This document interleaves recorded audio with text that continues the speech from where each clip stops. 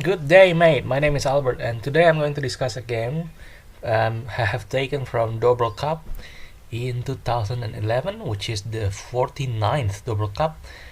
It's in Canberra, and it was dated 21st of April 2011, so it's approximately 7 years ago. And this is a game between um, Bojkov as black and Eugene Schon. And from here you can see that Bojkov has higher rating than Schon. And let's just flip the board so we can see the game from the winning side. I suppose it's just better. Oh, right. Let's play around with the setting here.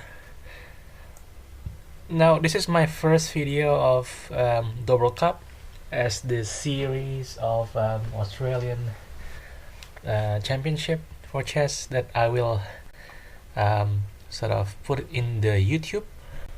And the annotator of this game is Egan Bill, or Bill Egan, which is an Australian writer, chess writer, and also an Australian chess player. And I'm just going to put it in the YouTube, and then just put some of my own comments as well, so you can enjoy it, I hope. So let's begin the game. It is Rui Lopez close variation Chigorin defense. It started with e4 and then e5. Of course, this is like king pawn game, trying to control the center. Knight goes to f3, trying to attack the pawn at e5. Knight goes to c6, defending it. Bishop b5, trying to put pressure in case the pawn is actually moved. So the knight is going to be pinned. a6, kicking the bishop away. And then bishop goes to a4. Now knight f6 first before moving from b7 to b5 to kick the bishop further back. Castling kingside. Bishop goes to e7, opening the line for the king to castle kingside as well. Rook goes to e1, of course trying to support this pawn here, otherwise it's gonna be taken by the knight for the next move. b5, finally kicking the bishop away. Bishop has to move, and bishop goes to b3. d6. Now it's actually safe to do this because there is no more bishop attacking this king from this diagonal. c3, and then I suppose c3 is to avoid the knight to move to either b4 or d4. Knight at c6 here. And finally black also castle kingside. h3 was moved to prevent this bishop at c8 to move to g4. Knight goes to a5, attacking the bishop here at b3. Bishop goes to c2, hiding from the knight. c5, advancing the pawn around the queen side of black to move and march forward, and starting to do some attack initiatives probably from this side, from the queen side of black. d4, controlling the center and challenging this pawn. Queen c7 to move the queen to support this pawn, or maybe just trying to do some advanced attack. Knight at b goes to d2. Bishop d7, connecting the rook. Knight goes to f1, probably going to maneuver the knight to g3. Now we will see the first captures. So c takes d4, and then c takes d4 as well. Rook from a go to c8, and it's actually battering the queen and the rook, which is attacking the bishop here. That's why the next move is bishop d3. Bishop has to move, otherwise it's gonna be taken, and white's going to lose the piece. Now knight goes to c6 here, probably trying to harass the center or defense as well. Bishop goes to e3 now. Now e takes d4, knight takes d4, knight e5 was moved, probably trying to attack the bishop here at d3, or even getting some nasty idea of maybe moving here to the f3 square later on. Knight g3 is moved, which is maneuvering the knight from here to here to here and then to here, and next move is actually g6 to prevent the knight to go from g3 to f5 or h5. Now rook goes to c1, attacking the queen. Queen goes to a5 now, attacking this pawn at a2. Because of that, bishop goes to b1, protecting this pawn. Knight c4, probably it's actually trying to attack the pawn here at b2, and before this pawn is actually being moved, or there is an intermediary move, which is bishop goes to h6. Bishop goes to h6, actually attacking the rook at f8. Now rook at f has to move, otherwise it's going to be taken. Moves the rook to e8, and from here then this pawn is moved to b3. Now the knight is actually kicked. Knight goes to e5, and we can see here that rooks exchange happen. Rooks takes c8, rook takes c8, f4, trying to kick away the knight from the center of the board, and a nice outpost here. Knight actually oh sorry, the knight is not moved, but this move f4 is actually gonna be one of the first mistake that actually white make, in my opinion, because after moving this move f4, king is actually being exposed. It's actually weakening the defense, and queen goes to b6, exploiting this weakness. Now let's see here what happens in the game, which is f takes e5, and it's actually not really good move for white, because it's going to lose a pawn basically. I know from a layperson point of view that the pawn actually seems like winning a knight, winning the exchange, but after the next move, which is d takes e5, black has won a pawn in exchange for, but lost a knight. But after that, this knight cannot be moved, because you can see that this knight is actually being pinned. The king here is actually behind the knight, so the knight cannot move, and of course the pawn is ready to attack this knight, and the queen is also ready to attack the knight.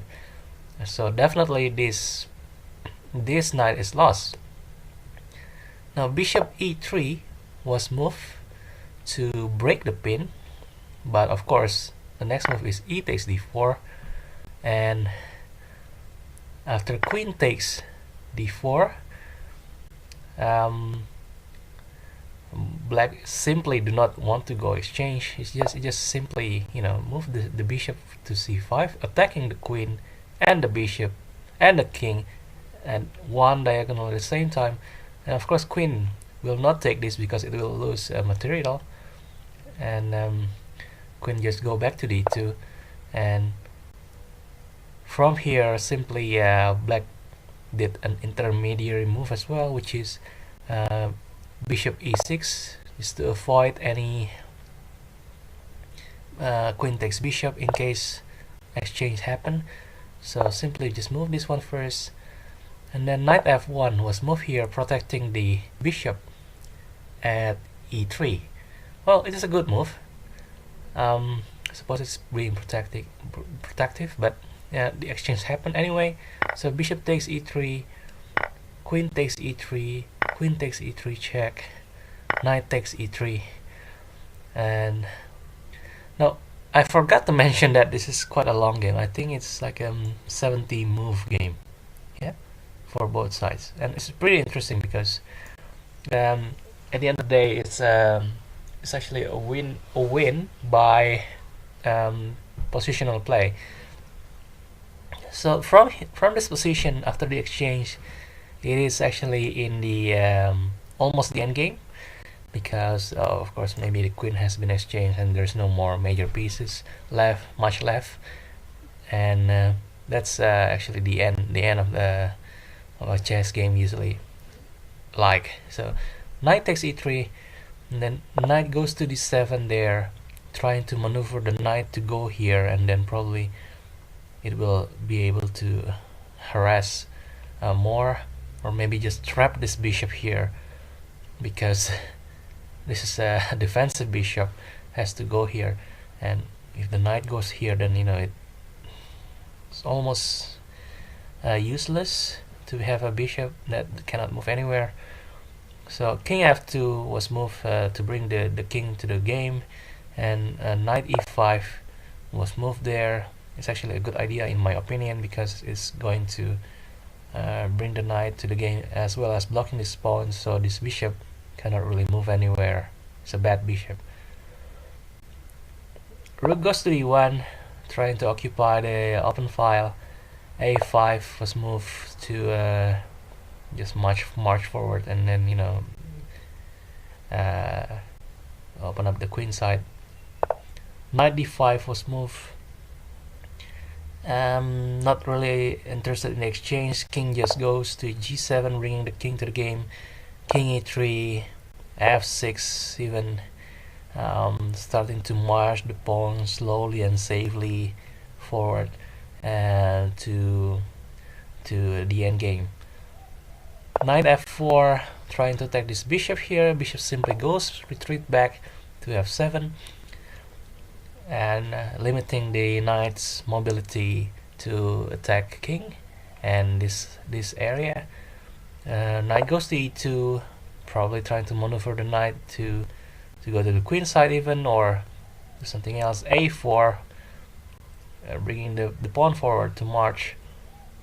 Rook c1, and offering the exchange of pieces. And at the moment it's actually pretty draw, like there is no big advantage according to Stockfish 9 engine. Rook goes to a8, supporting the pawn. Knight d4, attacking this piece at b5. A takes b3 first. A takes b3. Rook a1, which is interesting. It's going to sort of attack this bishop, and also this bishop is actually attacking this pawn. It's quite strong. King goes to d2 with a proposition of probably trapping the rook. King h6, just bringing the king to march forward towards the king side, probably trying to harass these pawns here in case this king is moving there. Bishop goes to c2, following the exchange of the rook. But the exchange is actually rejected. Rook just goes to a5. King c3, probably trying to move the king to b4, attacking the rook and the pawn here. Bishop e8, protecting the pawn at b5 in case the king moves, so just the rook has to be moved, which happened, which is king goes to b4, and then rook simply just moved to a8. And what happened here? If knight takes this one, the knight will be pinned. Yep, the knight will be pinned, because if this happened, knight takes b3, then simply rook goes to b5 there, and it cannot be protected simply by the bishop because there is a knight here. So yep, that's why king h5 instead was moved. Sorry, hang on. where were we? So yeah, after rook goes to a8, what happened was rook d1, moving the rook to the d file, king h5, marching forward, putting pressure to these two unprotected pawns at the king side. Rook f1 now, trying to pressurize this pawn. Rook a6, protecting this pawn at f6.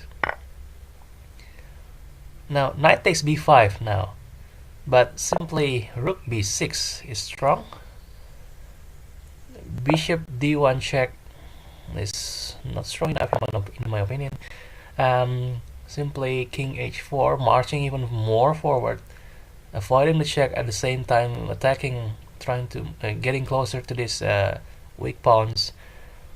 Bishop e2, protecting this knight here. King g3 now is a huge danger for white. It's actually sacrificing a pawn there, and to get a better position. King goes to a5. Bishop takes b5 first, taking back the temporary sacrifice. Now bishop takes b5, and rook d6, avoiding the king attack. At the same at this moment, it seems like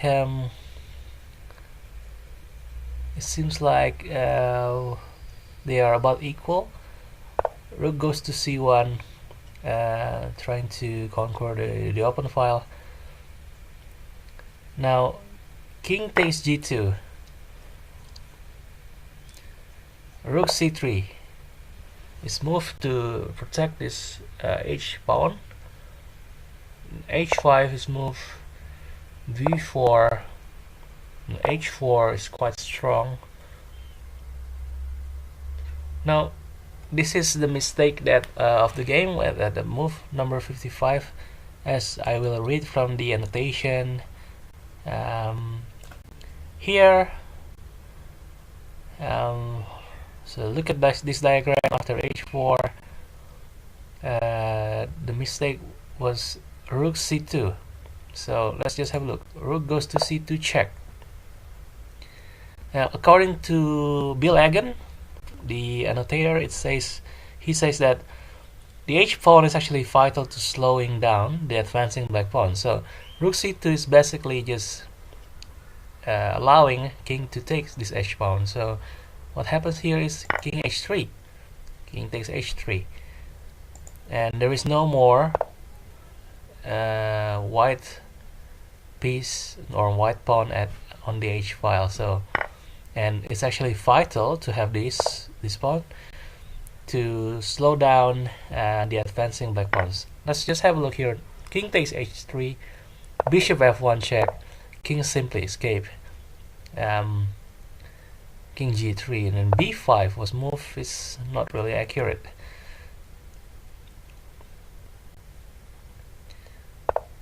Now rook goes to d1, attacking this bishop at f1. Rook c3 check.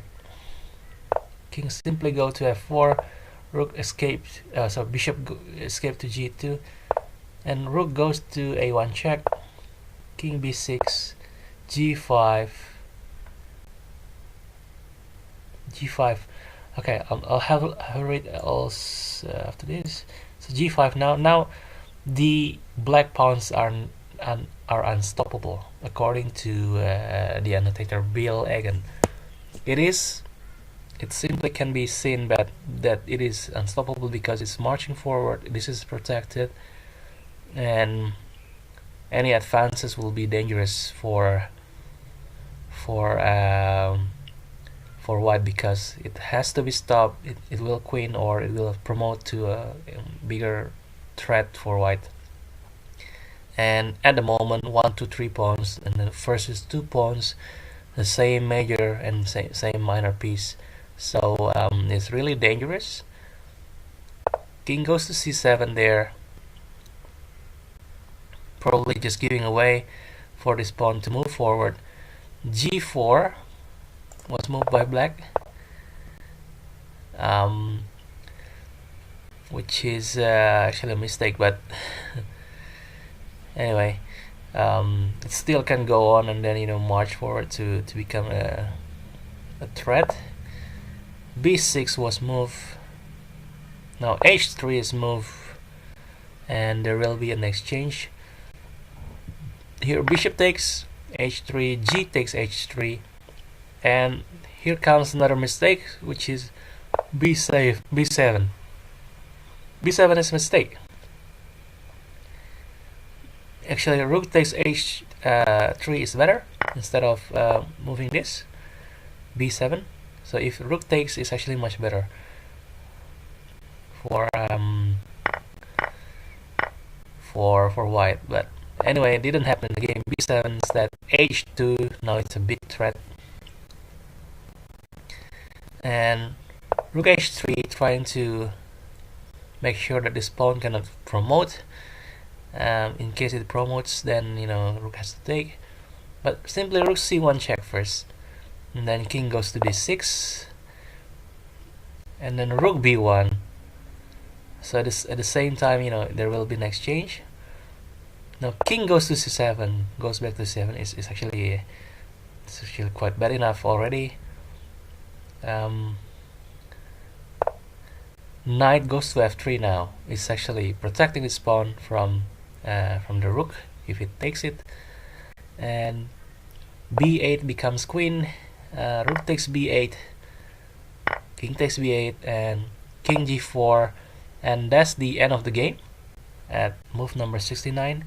What happened in the game is white resigned and black is victorious, because simply after this move rook has to either escape. For example, let's just see from the engine. For example, rook goes here to h6, and simply knight can block the way to prevent any rook interference of attacking this pawn at h2, which is ready for promotion. So the next move is definitely going to be a winning move for black. So I suppose that's the end of the game. So Dejan Bojkov won this game against Eugene Schon. I suppose thank you for watching, and I'll see you for the other video in the Doeberl Cup series. See you later.